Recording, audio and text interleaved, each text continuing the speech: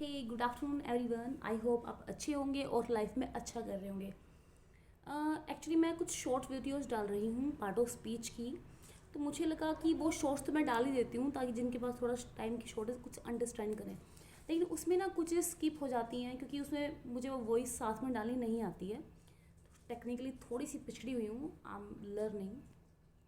So I thought कि मैं आज आपको सारे पार्ट ऑफ स्पीच बेसिक से कराऊँ, ताकि आपको जो बेसिक अंडरस्टैंडिंग है, जैसे कई एग्ज़ाम्स में ना अंडरलाइन करके पूछ लेते हैं कि ये पर्टिकुलर जो वर्ड है कौन सा पार्ट ऑफ स्पीच है, ये पूछ लेते हैं।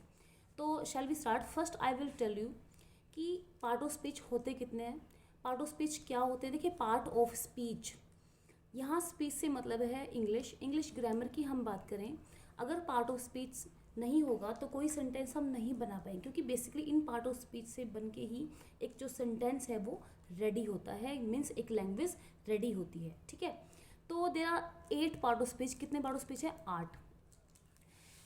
आप इस पार्ट ऑफ स्पीच को ऐसे मान सकते हैं जैसे कि एक राज्य, ठीक है, और उसमें राज्य में एक किंग भी होता है। तो आई वॉज सेइंग कि हर राज्य में एक किंग होता है। तो यहाँ पे जो हमारा किंग है वो है हमारा नाउन। अब मैंने ऐसा क्यों कहा? मैंने ऐसा इसलिए कहा, आप देखिए, हम कोई भी सेंटेंस बनाते हैं उसमें क्या होता है? सब्जेक्ट होता है, ऑब्जेक्ट होता है, वर्ब होती है, राइट। अब एक चीज़ देखिए, जो नाउन है वो सब्जेक्ट भी होता है और ऑब्जेक्ट की जगह में भी हो सकता है। अब मीन्स जो सब्जेक्ट है मीन्स डूअर, नाउन है, और जिसके ऊपर काम हो रहा है, जिसके ऊपर प्रभाव पड़ रहा है, दैट मीन ऑब्जेक्ट, वो भी नाउन है। एक चीज़ बताइए, अगर डूअर नहीं है और जिसके ऊपर इम्पैक्ट पड़ रहा है वो ही नहीं है, तो क्या कोई काम पॉसिबल है? नहीं है ना possible. So same with it, अगर कोई राजा ही नहीं है तो वो जो राज्य है वो कैसे ग्रो करेगा, कैसे चलेगा? पॉसिबल नहीं है ना। Same.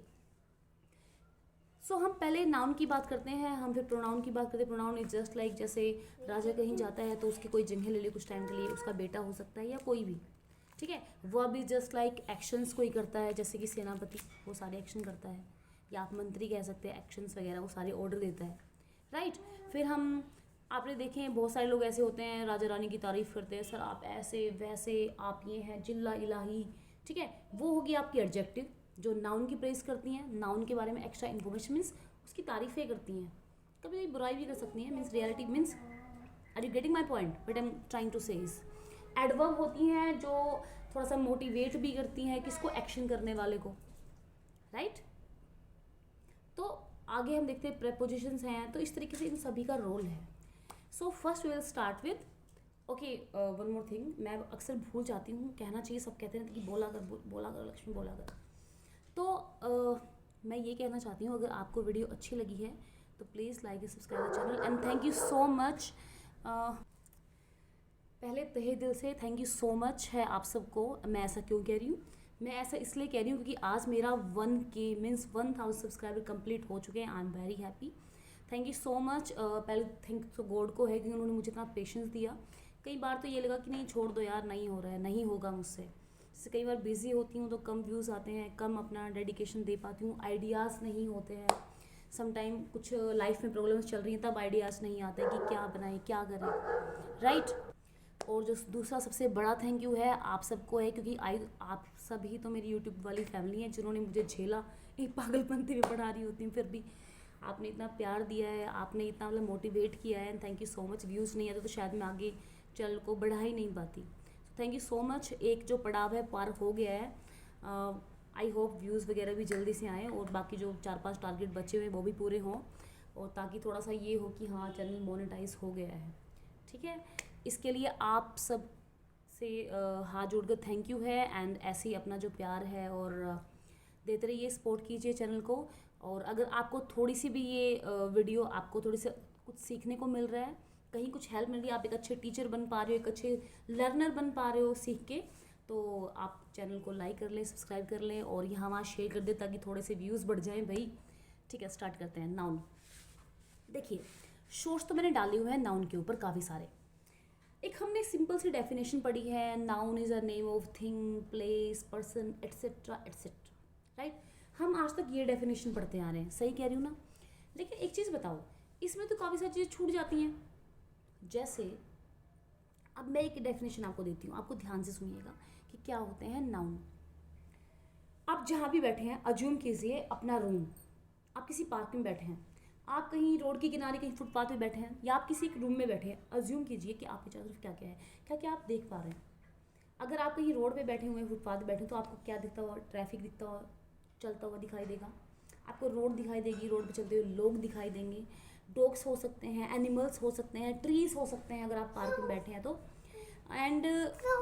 And if you are also sitting in a room just like me, तो आप पेंटिंग हो सकती है, फ़ैन हो सकता है, विंडो हो सकती है, यहाँ से मुझे सन भी दिखाई दे रहा है, बाहर कर्टेन लगे हुए हैं वो मुझे दिखाई दे रहे हैं, पोल है, ठीक है, विंडो है, यहाँ क्लॉथ्स पड़े हुए हैं, कुछ बैग्स हैं, अब मैं खुद को देख पा रही हूँ। तो everything is noun. So anything that can you see and that has a name, that is called noun. हर वो चीज़ जो आप देख सकते हैं उसका एक नाम है, वो एक सब्सटेंस है, उसको हम नाउन कहते हैं। सो हर वो चीज़ जो आप देख सकते हैं उसका एक नाम है, वो आपका नाउन है। सेकंड डेफिनेशन सुनिएगा, हर वो चीज़ जो आप सुनते हैं वो भी नाउन होती है। जैसे कि आप मुझे सुन पा रहे हैं, मेरी वॉइस, आप कोई गाना सुनते हैं, कोई सॉन्ग, कोई गज़ल, कोई स्पीच आप सुन रहे हैं, कोई बर्ड्स चर्प कर रही है वो आप सुन रहे हैं, एनी काइंड ऑफ साउंड, वो भी आपका क्या है, नाउन है। जैसे आपने देखा होगा बज़, हम ये वर्ड्स इनके लिए एक टर्म होती है ओनोमेटोपिया। ओनोमेटोपिया जो वर्ड्स साउंड से बनते हैं, बज़, हम, ठीक है, हिस, तो ये सब साउंड होती है ओनोमेटोपिया। Onomatopoeia, okay. अब देखिए कुछ चीज़ें ऐसी भी होती हैं जिनका नाम तो होता है, ना तो हम उनको देख पाते हैं ना ही हम उनको सुन पाते हैं, but we can feel them. Feel से क्या मतलब है, अब हम फील क्या क्या कर पाते हैं, देखिए हम फील कर पाते हैं एनी काइंड ऑफ इमोशंस, खुशी के, गम के, स्ट्रेस के, हैप्पीनेस के, ठीक है, टायर्डनेस के, पेन है आपको, तो ये सब आप फील कर रहे हैं। So first is this, second is state, means कोई इंसान जिंदा है, डेथ हो रखी है उसकी, मतलब एनी काइंड ऑफ स्टेट। तीसरा हो सकता है आप किस लाइफ की स्टेज में हैं, आप चाइल्डहुड में हैं, आप एडोलसेंस में हैं, आप टीन एज में हैं, आप मैच्योरिटी में हैं, राइट। तो वो सब भी क्या होता है आपका एब्स्ट्रैक्ट नाउन। कोई भी किसी की quality, honesty, bravery, poverty, richness, ये सब भी क्या है हमारे नाउन है। अब ये नाउन कैसे हैं, इस तरह के नाउन को हम लोग फील करते हैं। देखिए कोई गरीब है, अमीर है, उसकी कोई एक चीज़ नहीं बताती है, वो हम फील करते हैं कि इसका लाइफ स्टाइल देखो भाई, वो अमीर है, ठीक है, वो गरीब है, वो बचपन में है, ठीक है, वो दुखी है, वो खुश है, वो हम लोग फील करते हैं, वो ईमानदार है, ठीक है। सो बेसिकली ऑनेस्टी है या ब्रेवरी है, कोई भी क्वालिटी, हम कहते हैं ही इज़ ऑनेस्ट, तो ऑनेस्ट तो आपका हो गया एडजेक्टिव, हम बोलते हैं ऑनेस्टी, वो एक क्वालिटी है, ठीक है, वो हम देख नहीं सकते हैं, तो जो क्वालिटी है वो आपका एब्स्ट्रैक्ट नाउन है। ऐसा होता है ना कि दो टाइप में होते हैं, कॉन्क्रीट एंड एब्स्ट्रैक्ट। कॉन्क्रीट वो है जो हम देख सकते हैं, टच कर सकते हैं, ठीक है, और सब्जेक्ट वो है जो हम सिर्फ फील कर सकते हैं। तो कॉन्क्रीट में तो फर्स्ट 4 टाइप आ गई हैं, कौन कौन सी, proper, common, collective and material, और जो एक बच गई है एब्स्ट्रैक्ट, वो अलग हो गई है, ठीक है। अब मैं बात करती हूँ प्रोनाउन की, प्रो प्लस नाउन। तो देखिए प्रो, इसमें मेन वर्ड क्या है हमारा, नाउन ही है। दैट मीन्स जो नाउन की जगह ले ले वर्ड्स, उनको हम बोलते हैं प्रोनाउन। मेन प्रोनाउन में जानने को ये है कि जो वर्ड्स नाउन की जगह ले लेते हैं वो प्रोनाउन होते हैं। जैसे मैं कहूँ राम, क्या मैं राम को ही बुला सकती हूँ, यस, लेकिन क्या ही बोलने से राम अलग हो गया, no, he is the same person. इसका मतलब सिर्फ नाम बदला है, इंसान वही है, राइट। अब सीता है, क्या सीता को मैं शी बोल सकती हूँ, बिल्कुल बोल सकती हूँ। कोई नॉन लिविंग थिंग है, क्या मैं उसको इट बोल सकती हूँ, बिल्कुल बोल सकती हूँ, but thing will be the same, same रहने वाली वो चीज़ें, ठीक है। तो आई होप प्रोनाउन आपको क्लियर है। सो प्रोनाउन में आपको first person, second person, third person जानने होते हैं। एक हमारा प्रोनाउन चार्ट होता है, वो जानना होता है, वो अभी मैंने रिसेंटली डाला है। उसमें आपको सब्जेक्टिव का ऑब्जेक्टिव केस बनाना होता है, ठीक है, पॉजेसिव केस क्या है वो सब हम अलग से डिस्कस करेंगे। अभी सिर्फ मैं ये पता लगाने की कोशिश कर रही हूँ, मीन्स आपको ये समझाने की कोशिश कर रही हूँ कि अगर कोई अंडरलाइन करके पूछे कि ये कैसे काम कर रहा है तो वो आप पता लगा पाओ, ठीक है। Next is adjective. एडजेक्टिव क्या होता है, जैसे मैंने ऑलरेडी एग्जांपल दिया कि कुछ लोग तारीफ़ करते हैं, सर आप ऐसे हैं, जिल्ले लाई वगैरह वगैरह, ठीक है। तो the words which add plus jective, तो यहाँ पे जेक्टिव का तो हमें कोई आइडिया नहीं, व्हाट इज इट,